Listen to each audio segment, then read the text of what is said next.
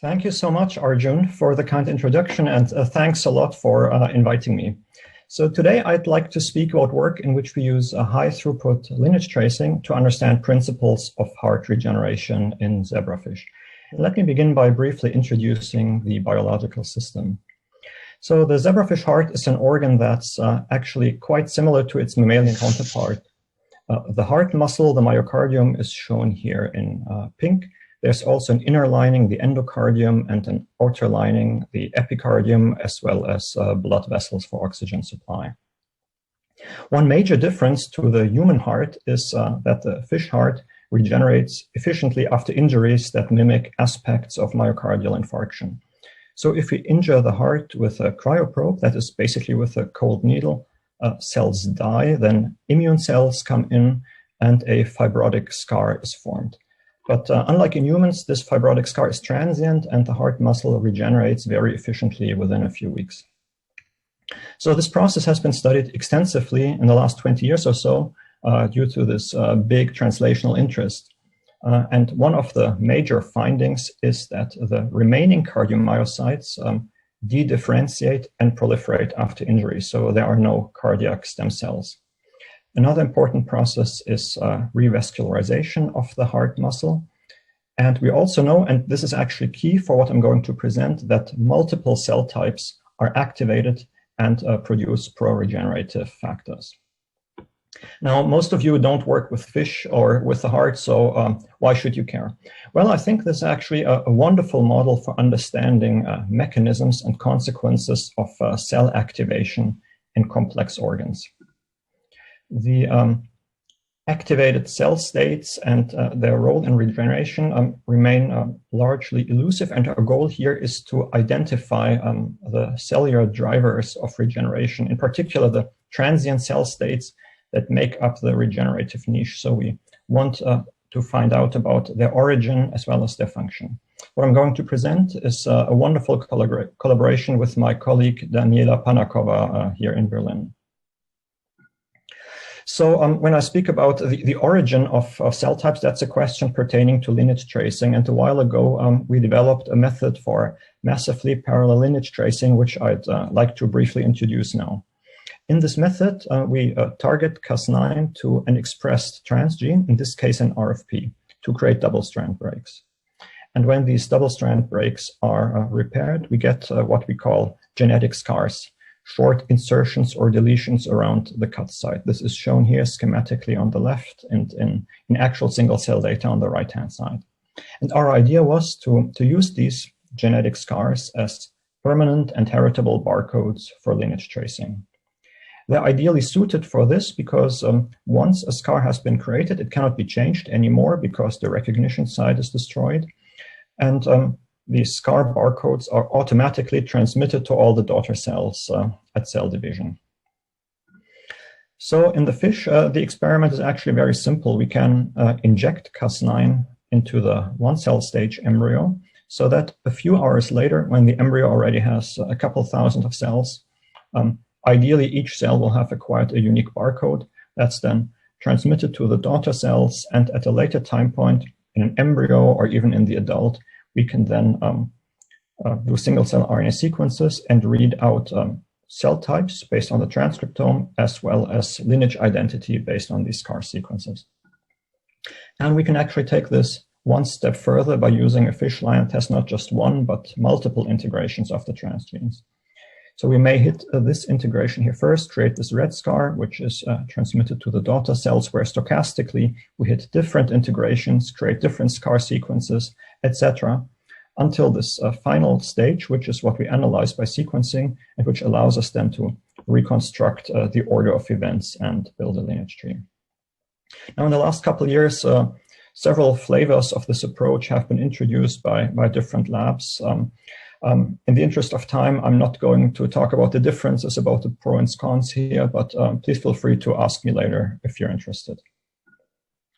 So what I'd like to show you, though, is what such a lineage tree can look like. Here's an example where the nodes here correspond to the scar sequences that are being formed, starting at the one-cell stage and then going down here across the cell divisions to later stages. And with these pie charts, I denote the fractions of different cell types at these branch points. So in brown, for instance, we have the lateral plate mesoderm, which contains the blood. So these cells flow through here, etc. So you can basically see how the germ layers separate.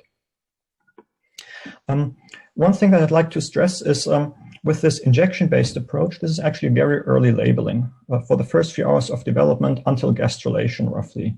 When we analyze the regenerating heart, we look in the adult. This is about a year later. So it's great that this technique spans this huge time span, but this also means there's actually a lot of time during which we don't record lineage information. So back to the heart. So we decided to analyze the zebrafish heart by single-cell RNA sequencing at different stages in the uninjured adult heart, and then at 3 days post-injury, 7 days, and after 30 days when basically the heart has regenerated. From a coarse-grained perspective, we can say that the biggest changes are that upon injury, the fibroblasts in yellow, as well as the immune cells here in red, increase drastically, transiently, and then disappear again. So this is the most obvious finding, but arguably the most important event in heart regeneration is that the heart muscle cells, the cardiomyocytes, regenerate by dedifferentiating and proliferating. So we find a couple of subtypes of cardiomyocytes corresponding to the atrium as well as to the ventricle, but importantly, we find these dedifferentiated and proliferating cardiomyocytes that are characterized by expressing more developmental genes. So, but that's interesting, but our question here is which cell types and states drive this regeneration process? So where do the signals come from? So, and from the literature, we actually know a handful of pro-regenerative factors. So we wanted to look where we can actually find them in this data. It turns out that many of these known pro-regenerative factors are upregulated in fibroblasts. So that's very interesting. So we decided to take a closer look at the fibroblast compartment. And it actually turns out that this is not a homogeneous population, but in fact, we find more than 10 distinct clusters of fibroblast states. And these are really quite distinct in their gene expression program. If you look at ECM genes, this is really the core function of fibroblasts. They have very distinct expression patterns. So this is not just a continuum of expression values. So, but which of these fibroblast cell states might now matter for the process of heart regeneration? For this, we use spatio-temporal information. So analyzing cell abundance at these stages, we find that the yellow ones here, they're the boring constitutive fibroblasts that basically don't change much over time. But there are some cell types. The one is characterized by expression of collagen 11, collagen 12, and this gene NPPC that are virtually absent in the healthy heart, but then are induced transiently after injury, and also after the repair process is finished, they disappear again. There are also some intermediate categories, but these three here are the ones that look most interesting and that we'll have a closer look at next. So in addition to this temporal information, we also look at where they actually are in the injured heart. Turns out they are right in the injury area, which we think identifies them as potential cellular drivers of heart regeneration.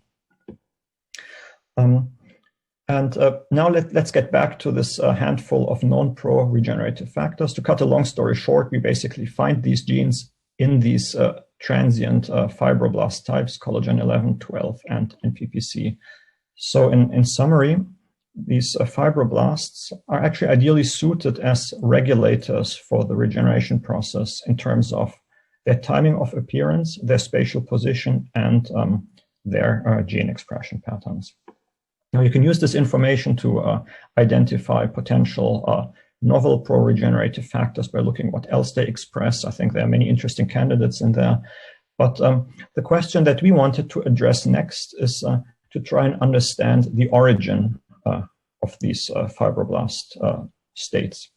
Our reasoning was that if we want to understand the cascade of events that leads to heart regeneration, we need to understand the origin of these cell states. And it turns out that that's actually quite a difficult task because we have so many different cell clusters with similar transcription profiles. If we use methods for pseudotemporal ordering that are so well suited for understanding differentiation trajectories, that actually doesn't work very well here, and it looks as if all cell types are connected to each other and could turn into each other, which is certainly not true. So we think that's a result of this high diversity of relatively similar cell types. So we decided to use CRISPR lineage tracing. To briefly recap, we identify cell types based on their transcriptome information, and then we use these CRISPR scars to reconstruct lineage trees. Our question now is the following. We have an activated cell state, shown here in green, and we want to identify the unknown ground state that's shown here in blue. If blue turns to green, this should mean that these cell types co-occur in the lineage tree, that we find them in the same nodes. To formalize this analysis, we then correlate cell type abundances across all the tree nodes, and then we correlate and we cluster the cell types on these correlations. So here are two examples of cell types that have a positive correlation across lineage tree nodes and two cell types that are negatively correlated. So, and as I said, we can cluster on these correlations. And this is what we get. For instance, there's this cluster here that has all the immune cells. So that's as expected. That's nice validation. We also have this other big cluster here in the middle that has many of these fibroblasts, including the collagen 11 and 12 fibroblasts. And they cluster with the epicardium. So some but not all fibroblasts cluster with the epicardium, suggesting that this is their developmental origin. We also wanted to confirm this by traditional methods, by Krelok's lineage tracing. In the interest of time, I don't want to go into too much detail how we did this, but basically we use epicardial promoter to drive Cre, and by this we can confirm that these collagen 11 and 12 cells have an epicardial origin. So that's nice, but this is also not the full answer to our question, because it doesn't directly identify the ground state of these activated states. Why is this? It's because the lineage recording is really limited to very early development. At the time when these cells are activated, we don't actually record any information. I just told you pseudotime alone doesn't work, but now we can start to combine these two modalities.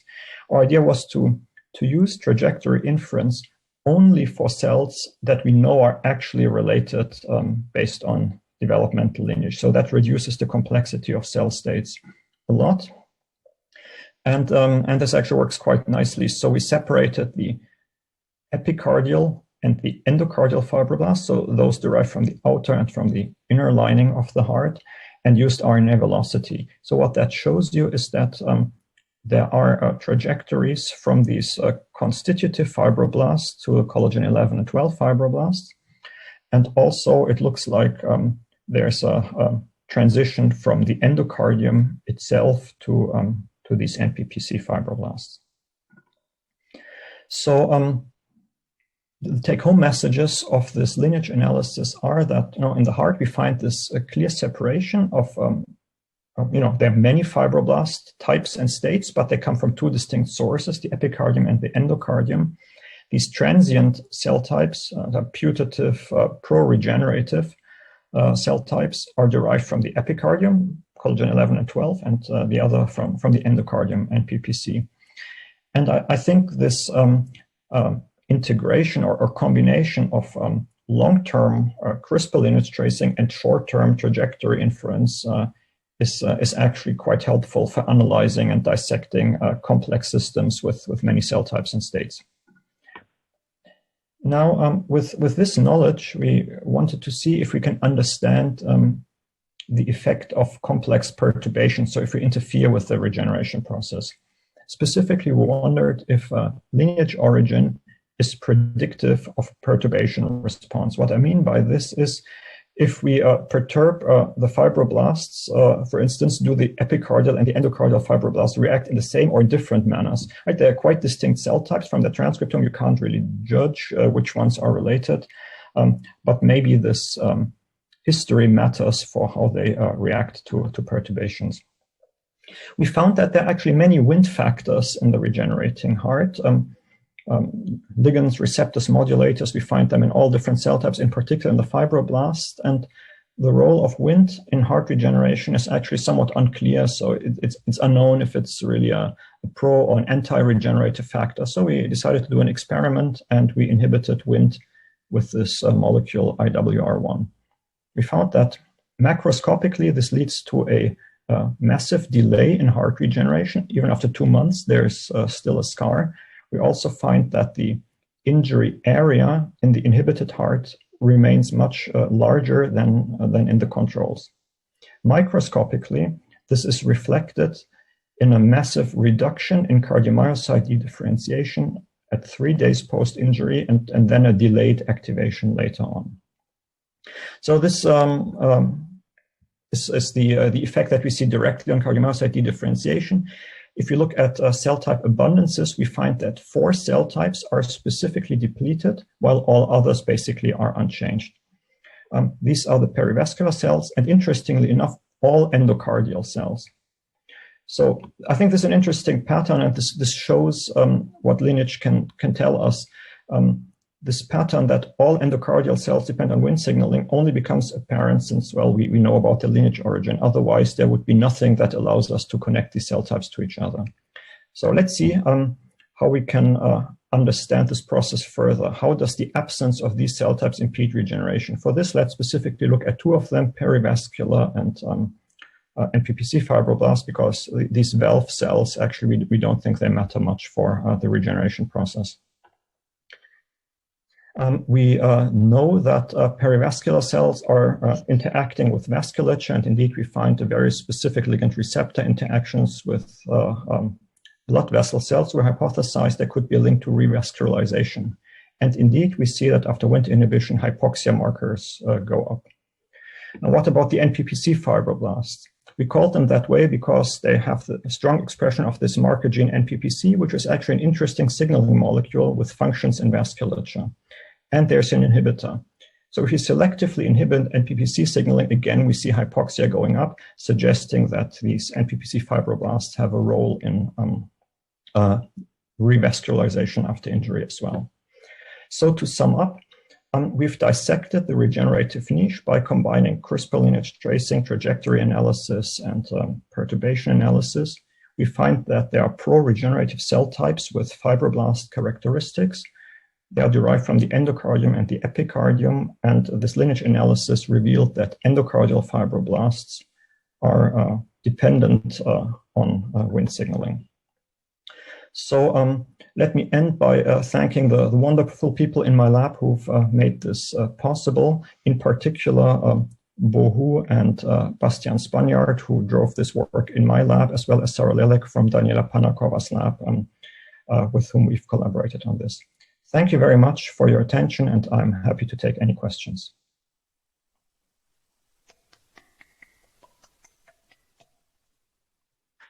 Thank you, Philip, for a beautiful talk. Yeah, I guess we'll go to the question. So Shang Kao has a question. Do you see COL1A1 or 3A1 expression changes in the fibroblasts of your models, which are more common collagens in ECM than, say, COL11 or 12? Yeah, that's an interesting question. I have to say we haven't really paid a lot of attention to the ECM expression and collagen 11 and 12. We're not interested so much in these genes per se, rather as markers for these activated cell types. But you know, there's actually a lot of complexity in ECM changes, and there might be interesting relations to heart regeneration.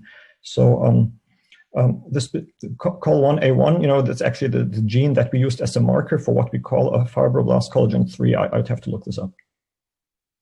Yeah, I mean, I feel like a lot of these ECM genes are just a little hard to study, which is why I mean, the signatures keep coming up over and over. They're harder to study or make sense of, so we just like, oh, it's a marker, you know. But anyway, Yeah, uh, exactly. Si Yuan Zhang asks, does CRISPR-Cas9 based tracing require active cell proliferation? Yes, I think that's a very good question. So when we analyze cells by single cell RNA-seq, right, we need to dissociate the tissue. As a part of this, we lose many cells, and we never sequence all the cells in the heart. So it's actually important that cells proliferate actually quite a lot between the time of labeling and the time of analysis, because lineage information is only informative if, well, we find two cells with a shared ancestor. And for finding two cells with a shared ancestor, probably they have to have divided multiple times. Another question is whether Cas9 scarring in proliferating or non-proliferating cells is different, but even on a very practical level, it's about finding cells with shared barcodes. So I have a question, and this could totally just be me not like understanding anything, but so I saw that the trajectory inference, the idea was that you can sort of limit it to a particular lineage, and that really helps. But in principle, I'm kind of curious as to like, why does that help? Because cell types can be in principle very different within a given lineage. I mean, you can have many different cell types. So is it just the data reduction? I mean, implicitly, it seems like what you would be saying is that the lineage informs something. There's something about all the fates within a lineage that allows this inference to work better. I'm just not clear exactly what that is.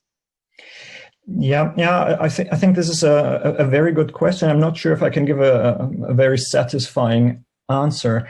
I think probably with enough prior knowledge, you could probably tune the parameters of the similarity measurements such that that it could work, because I believe that ultimately the similarity measures they must work and persist even if you have lots of confusing unrelated other cell types close by. I think to me it's more a question of where's the cutoff for where there's a connection or not. So the embeddings may also play a role, certainly, right? I mean, the selection of highly variable genes might be thrown off if you have unrelated cell types in there, but I think there's more practicality. So, yeah. Yeah, I guess what I mean is like there might be some, let's say, easier way. Like if it's just a matter of like reduce data or subset your data in some way, then maybe there are other ways of subsetting your data that don't even require lineage trace. If you just focus on particular subtypes or something. Like, is there any reason to believe that lineage would per se work better? Yeah, I think it's the lineage is certainly not an absolute requirement in this. I think it gives us the peace of mind that what we're doing is makes sense and is correct. I can tell you, for instance, these endocardial fibroblasts, but by just looking at them first, we had no idea what they are. Once we had the lineage information, we started to look at the gene expression because again, actually it makes sense. Yeah, they do look like they have an endocardial signature left below this fibroblast signature. So I think I'm taking a pragmatic approach here by saying, it gives us peace of mind, and it reduces the space of possible options, which can guide our creativity. Yeah, cool. Okay, I unfortunately ate up a bunch of time with my own blabbering.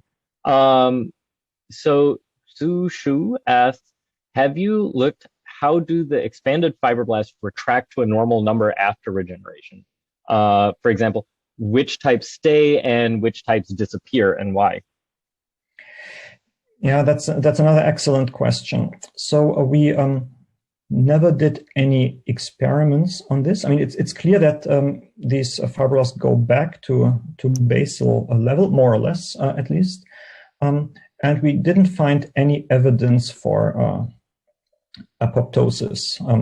So I expect that they go back to what they were before. On the other hand, since the total pool also expands, there should be some apoptosis or cell death going on, probably at different stages than at the ones we're looking at. So we are more interested in the early stages in this process of activation, but I think if we follow to later stages, we would find actually both effects happening in parallel, cells going back, but also total numbers of fibroblasts need to be reduced. Thank you so much, and I will pass it over to John for the next speaker. Thank you.